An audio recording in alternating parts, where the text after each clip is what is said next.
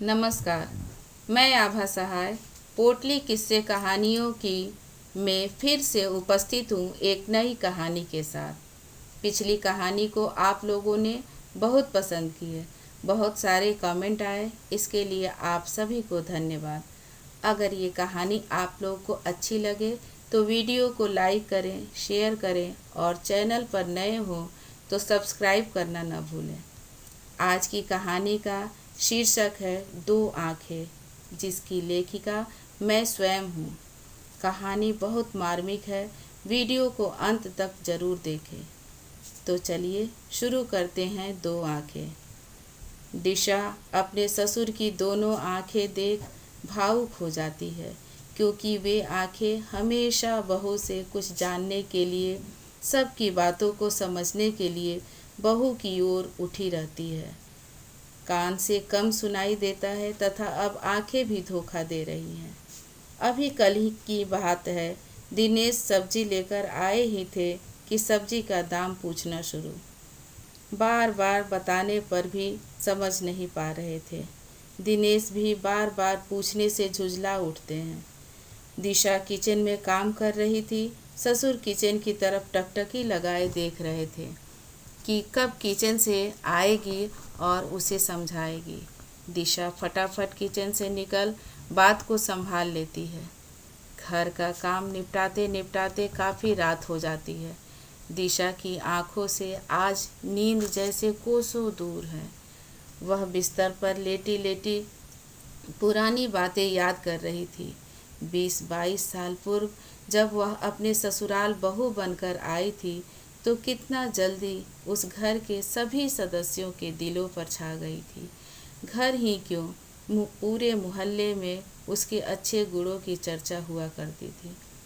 उस घर में सब कुछ तो था, बस नहीं थी तो बहू जो घर को अच्छी तरह संभाल सके। दिशा एक पढ़ी लिखी तथा समझदार बहू थी।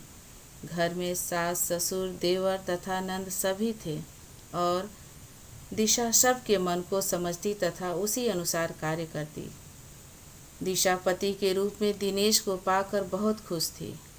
समय ने करवट बदली और दिशा को अपने घर से दूर नौकरी करने के लिए जाना पड़ा। वह नौकरी एक विद्यालय में असिस्टेंट टीचर के पद पर करने लगी।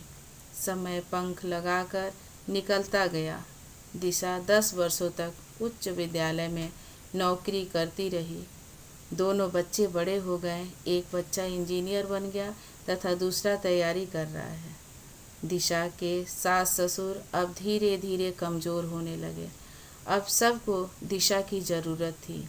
उधर दिशा परेशान रहने लगी कि अब मुझे अपने सास ससुर परिवार के साथ होना चाहिए।